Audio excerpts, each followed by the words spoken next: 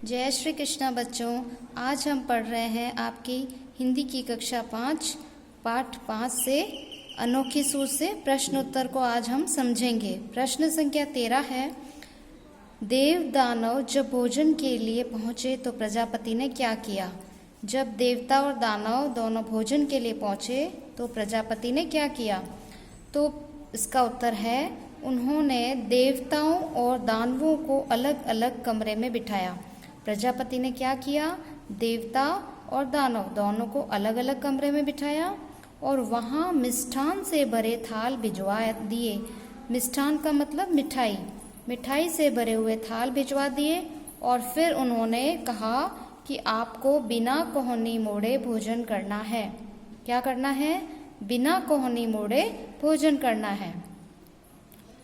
तो देवता और दानव जब भोजन के लिए पहुंचे तो प्रजापति ने क्या किया, प्रजापति ने देवता और दानवों को अलग अलग कमरे में बिठाया, वहां मिठाई से भरे थाल भिजवा दिए और फिर उन्होंने कहा कि आपको बिना कोहनी मोड़े भोजन करना है। प्रश्न संख्या 14 है, प्रजापति ने देवताओं व दानवों को लेकर क्या सोचा। देवता और दानव को लेकर प्रजापति के मन में क्या विचार आया, ये उन्होंने क्या सोचा। तो इसका उत्तर है, प्रजापति ने सोचा कि यदि देवताओं को बड़ा बताता हूँ तो दानव नाराज हो जाते हैं और दानवों को बड़ा बताता हूँ तो देवता नाराज हो जाएंगे। यह प्रश्न बड़ा टेढ़ा है, एक उपाय करना पड़ेगा। तो प्रजापति ने क्या सोचा कि अगर मैं देवताओं को बड़ा कहता हूँ तो दानव नाराज हो जाते हैं और अगर मैं दानवों को बड़ा बताता हूँ तो देवता नाराज हो जाएंगे। यह प्रश्न कैसा है? बड़ा टेढ़ा है। टेढ़ा इसलिए है क्योंकि इसका उत्तर सरलता से समझ में नहीं आ रहा है कि क्या करना है, इसलिए मुझे एक उपाय करना पड़ेगा। प्रश्न संख्या 15 है, दानवों ने प्रजापति की शर्त का पालन कैसे किया। तो इसका उत्तर है, दानवों ने भोजन करने में अपनी कोहनी नहीं मोड़ी। दानवों ने जब भोजन किया तो उन्होंने अपनी कोहनी को नहीं मोड़ी। वे लड्डू उछालते रहे। लड्डू कहाँ उछाल रहे थे? ऊपर की ओर। वे लड्डू उछालते रहे और उसे खाने के लिए मुंह फैलाकर लपकते रहे। लड्डू को कहाँ उछाला? ऊपर की ओर, और फिर मुंह को फैलाकर लपकते रहे। इससे न तो खुद खा सके और न ही दूसरों को खाने दिया और भोजन शर्त के अनुसार करने से भूखे ही रहे और लड्डू बिखर कर टूट भी गए। तो दानवों ने क्या किया कि हाँ, प्रजापति ने कहा उस हिसाब से अपनी कोहनी भी नहीं मोड़ी, लेकिन वे लड्डू को ऊपर उछालते रहे और फिर उसको खाने के लिए मुंह फैलाकर लपकते रहे। अब उससे क्या हुआ, कुछ लड्डू तो उनके मुंह में गए और कुछ मुंह में नहीं आए और नीचे गिर गए, चूर चूर होकर बिखर गए। तो क्या हुआ, इससे न तो खुद खा सके और न ही दूसरों को खाने दिया और भोजन शर्त के अनुसार करने से वे भूखे ही रहे और लड्डू बिखर कर टूट भी गए। अब प्रश्न संख्या है 16, प्रजापति ने देवताओं को बुद्धि में श्रेष्ठ क्यों बताया। प्रजापति ने क्यों कहा कि बुद्धि में देवता श्रेष्ठ है। तो इसका उत्तर यह है कि उन्होंने देवताओं को बुद्धि में दानवों से श्रेष्ठ इसलिए बताया क्योंकि उन्होंने एक दूसरे को भोजन खिलाकर न केवल प्रजापति की शर्त का पालन किया बल्कि सहकार और सहयोग की भावना का परिचय भी दिया। तो प्रजापति ने देवताओं को बुद्धि में श्रेष्ठ क्यों बताया, उन्होंने क्या किया ऐसा।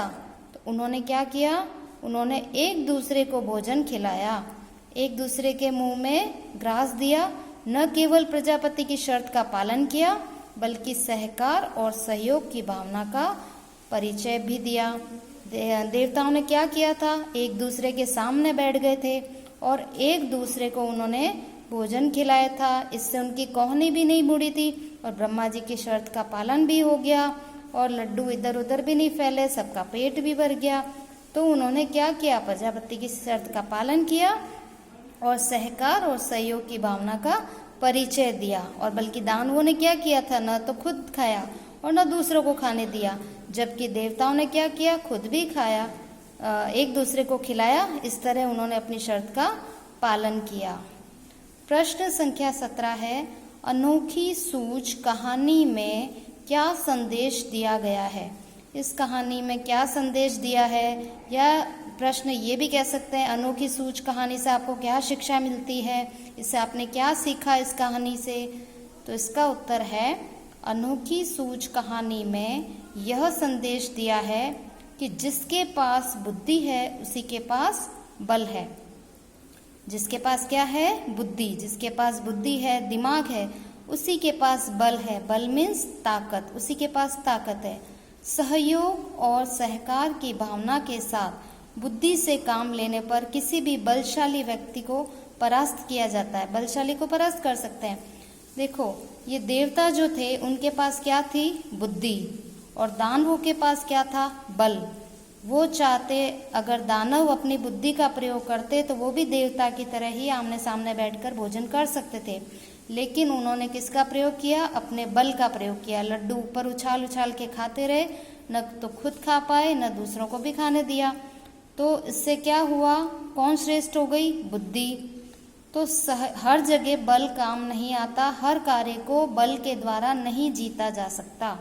सहयोग और सहकार की भावना के साथ बुद्धि से काम लेने पर किसी भी बलशाली व्यक्ति को परास्त किया जा सकता है। देखो, देवताओं ने बुद्धि से काम लिया तो उन्होंने जो दानव थे, वो राक्षस थे, वो कितने बलशाली थे, लेकिन उनको भी उन्होंने हरा दिया।